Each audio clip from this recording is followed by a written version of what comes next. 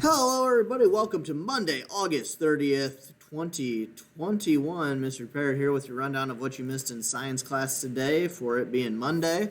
We're finishing off the second half of our drops on a penny lab, so we're going to walk through how you'll do those things from last week.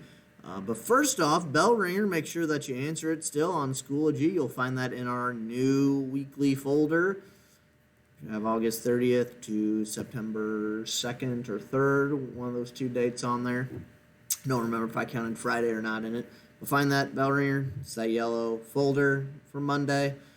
Drops on a penny lab, day 2. Here's what we're going to be doing for that. You'll find all your stuff from Friday I have moved into Monday. So let me just show that real quick. What I mean by that. So we'll go to science. Just open up our science skills. So Friday's folder is empty. You'll not find anything there. Folder is empty. That is because now in Monday is where you'll find all your stuff. Typically when we do that, if we have something that we left off on Friday, but then we continue it on Monday, I will just move all that content over into the next day. That way we still are keeping pace with what we did there. So you can still open up your stuff. You can also check out the Absent Learner's Guide. As well, I've got your stuff for your, what to do today on there, which I'm going to be explaining in this video anyway, so you probably don't really need to use this part too much. Now, if you weren't here on Friday, you will definitely need it because you're going to need this information from what we did on Friday, so you will need to check that. I should have already emailed you if you're gone on Friday, so check that email as well. So I'll have a video rundown just like I did for this. So let's take a look at your actual what you're doing for your lab today. First off, you're going to create a graph using our website. We're creating a bar graph. Now today it's going to be set up a little bit differently, so let me show you some of the things that we need to make sure that we're doing. First off, make sure that you're putting a title. We need a title. You need a title for your X and your Y. Remember, your X is whatever you named as your independent variable. Your Y is whatever you named as your dependent variable.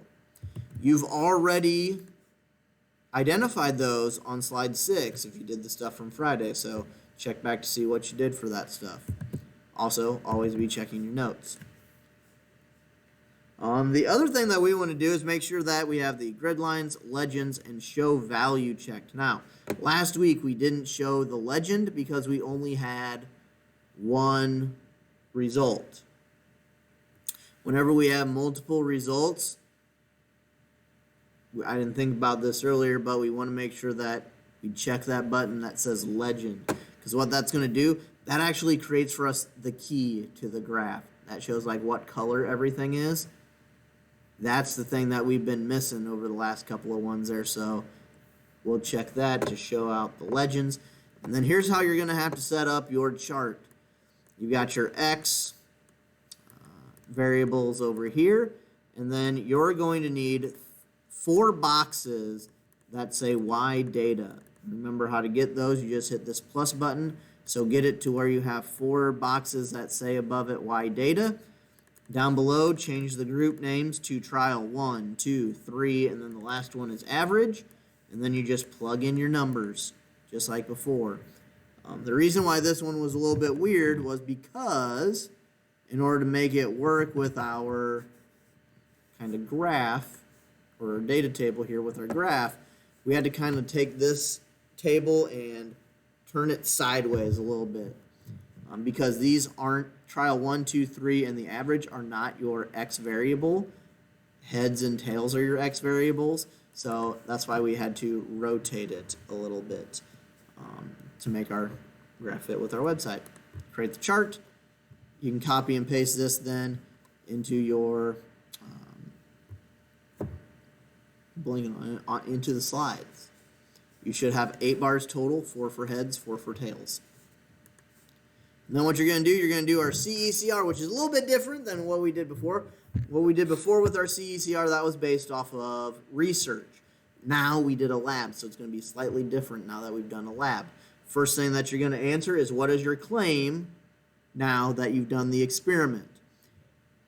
You have to state what your results were. Heads held more water. Tails had more water. Both were the same. Both held the same amount of water. Whatever your results say, that is what you're claiming because you did the test. That's your results. This might not be the same as your hypothesis. That is okay. Remember, our hypothesis is a prediction. It's not fact. You did the experiment. Now this would be fact. Evidence. For evidence, it says 2 pieces of information from your experiment that supports your claim. Where you get that from is back here at the data table. You can reference a bunch of different numbers that proves your claim. One good thing to always mention is probably the averages. The other ones you can mention maybe something from one of the trials or something like that. But you have to have 2 pieces of evidence from your experiment that support your claim. Counterclaim. Here's what you're going to have to do for the counterclaim. You'll not be able to find someone else in class because you're not in class today. So you're going to do the second option, which is the or, is you're going to mention what kind of error could have happened that could have led you to having different results. So there's lots of things that could be happening. You know, the speed at which you drop things, the size of the drops, you know, the shakiness of the table. There's lots of things that could have actually affected your results. So come up with one that you think could happen to you and how that messed with possibly your results. That would be a good counterclaim in this case because that kind of goes the negative against you. And then remember, our reasoning then is connecting our evidence with your claim to it. So take whatever your claim is, add because, and then your 2 pieces of evidence. Make sure both pieces of evidence get in there. Remember, there's no new information coming at you from the reasoning. It is all what you've done before. We just need to do it now in one sentence. So heads held more drops of water because the average on heads was higher than tails by 3, and in trial 1 and 2, heads got more than tails in that one. That would be how you would wrap up a reasoning, using your 2 pieces of evidence and stating your claim to it. And that's it. Once you're done with that, you're done with our stuff for today. So you can hit submit back on Schoology to submit that up. You're going to have to go to the Monday folder, remember, because now everything's in the Monday folder. But go ahead, submit it. If you have any questions about anything, do not hesitate to ask. I'll be ready to help you as soon as possible there with that stuff. And I hope to see you back in class here real soon. See ya.